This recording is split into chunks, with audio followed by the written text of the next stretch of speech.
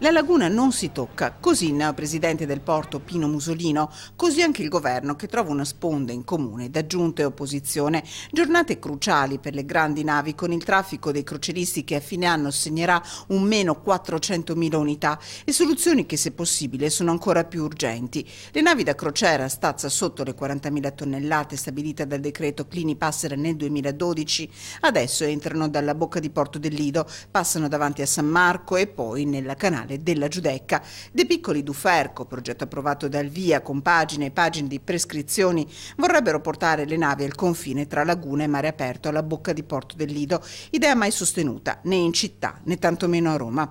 Abbandonato il progetto Sant'Angelo Contorta, per mesi sostenuto dall'asse Brugnaro-Porto, è stato il progetto del TRES, ingresso dalla bocca di porto di Malamocco, ad aumentare nel borsino delle possibilità.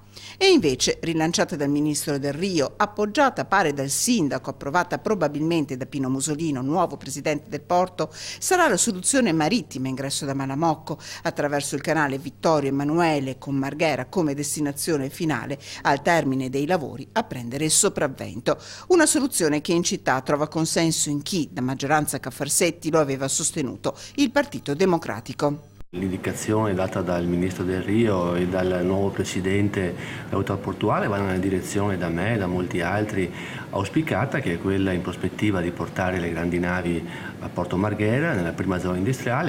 Si sono persi 5 anni, su questo sono d'accordo tutti, e in un mercato delicato come quello delle crociere la soluzione potrebbe quasi essere tardiva, ma Venezia resta meta affascinante. Abbiamo gli occhi del mondo addosso su questo tema e io penso che bisogna fare presto. E io rilancio anche una proposta fatta tempo fa, che una soluzione transitoria per togliere subito almeno il 40% del traffico ci può essere, cioè usando subito una delle banchine della prima zona industriale, come già avviene durante il Redentore.